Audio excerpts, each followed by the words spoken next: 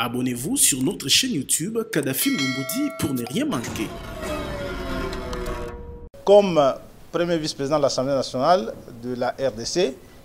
avec l'autorisation de l'honorable président de l'Assemblée nationale, l'honorable Vital Kamerhe, pour parler à notre population, nous comme représentants élus de ce peuple, rappeler que nous avons tous vu des messages préparés dans des officines de nos ennemis et de ceux qui combattent la République, lesquels messages incitent à profaner les lieux de culte en ce jour du dimanche de demain. Je rappelle que ces messages sont des messages des ennemis. Nous, ici au Congo, nous sommes un État démocratique. Nous sommes un État où les libertés s'exercent pleinement. Et l'une de ces libertés, c'est la liberté de culte. Parce que nous sommes un État laïque, chacun peut se livrer à cet exercice comme il le veut, comme il ne le veut pas, il peut s'abstenir.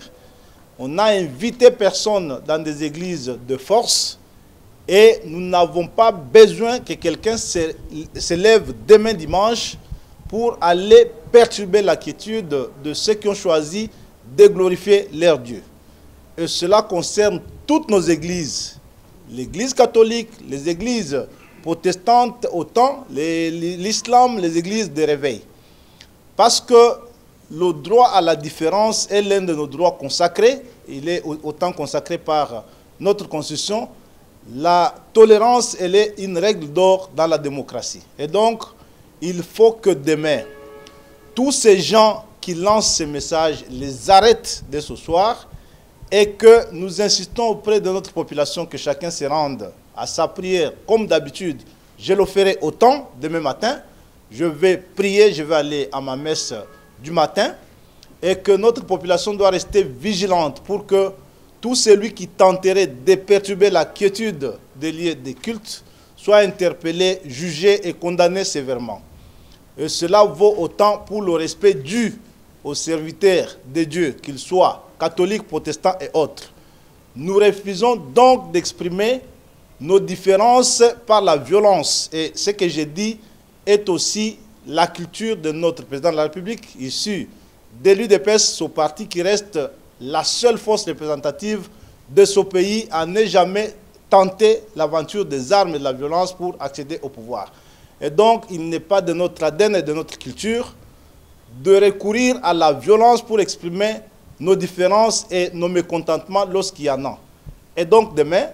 nous invitons toute notre population à vaguer librement à son activité de piété pour ceux qui le veulent. Et ceux qui ne sont pas de cette culture et de cette nature doivent rester à la maison et que tout le monde soit vigilant pour que toute tentative d'atteinte à la liberté de culte aux prêtres, aux pasteurs soit réprimée sévèrement et que chacun alerte en temps réel les services pour que cela soit fait ainsi.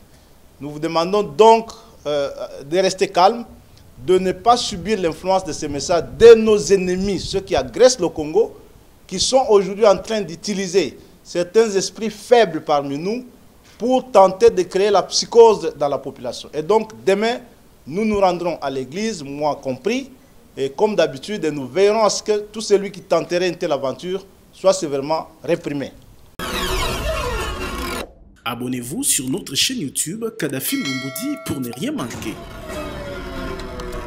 Totelemia na kombo ya bureau ya Assemblée nationale na autorisation ya honorable président Vital Kamerhe on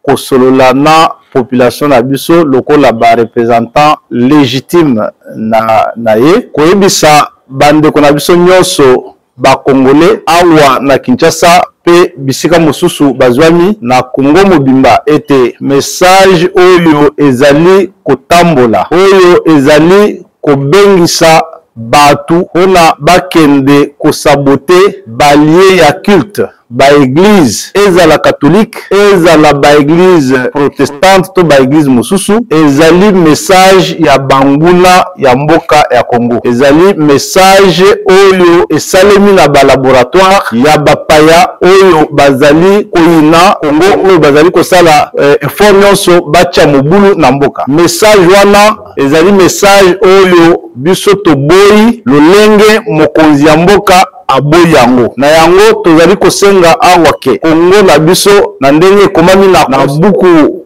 likonzi na biso ezali mboka moko laïque elingi koloba ke oyo alingi kosambela akosambela oyo pe aboyi kosambela batindie na makasi te akende kosambela na yango tosengi boyi biso lokola baponomi na bino ya mboka mobimba ya Congo awa lokola bureau ya assemblée nationale na bino ya Congo tosengi ke lobi lomingo na ndenge mokonzi ya mboka asengi pe alobi aza moto ya non violence na yango mokonzi alingaka makambo wana te biso pe awa lokola ye totelemi mpo na yebisa population na biso ke lobi moto na moto oyo azali kokende kosambela akende kosambela esika asambela ngai pe na kokende misa na nga na tongo lolenge na mesala kokende. Abonnez-vous sur notre chaîne YouTube Kadhafi Moumoudi pour ne rien manquer. Bampangi ben nyoske landa munu kima betke lomba na ben kuza bande ntsi na betu bitke na mvita Rwanda ke onwani sa betu na ntango ya bitke na vita yoke senga yoke betu fetu kuzinga na ngemba kana diambu ikele betu fanda na ntsi betu kusolola yo na ngemba bime yena betke wa bana negezola okwe bebisa banzo ya banganga nzambi ya ba pasteur peuple congolais que peuple nena chrétien betke kugila na nzambe bet lene ko sala bima ina ve bet melomba na bantu nyonso ya kubatila ya kuzitisa kubatila ntete banzo nzambe kubatila diaka kuzitisa banganga nzambe tiba pasteur na beto kubatila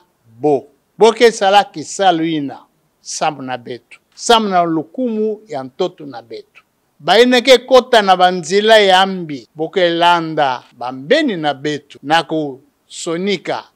bima yambi na uzabisa na bantu beta kwe buma yai beta kwa pasule kima yai nzonzambi yai klasi yai bima ina ben kusala yove mutineke zola Congo yale na kubebisa bima ya bana Congo ve betu zitisa ba église betu zitisa ba paroisse betu zitisa banganga nzambi na beto tiba pasteur na betu bime na mbi betu kusala yo ve yo tapesa lukumu na bwala na betu ve yo tapesa lukumu na president ya republique na beto ve betu betu sosa ngemba betu nyonso betu fanda kisika mosi na kunwani na Congo yaike na bitumba ti Kagame ben nyonso ben kozaba yo alors betu kota na ba distraction ve na bozoba ve. Abonnez-vous sur notre chaîne YouTube Kadhafi Moumoudi pour ne rien manquer.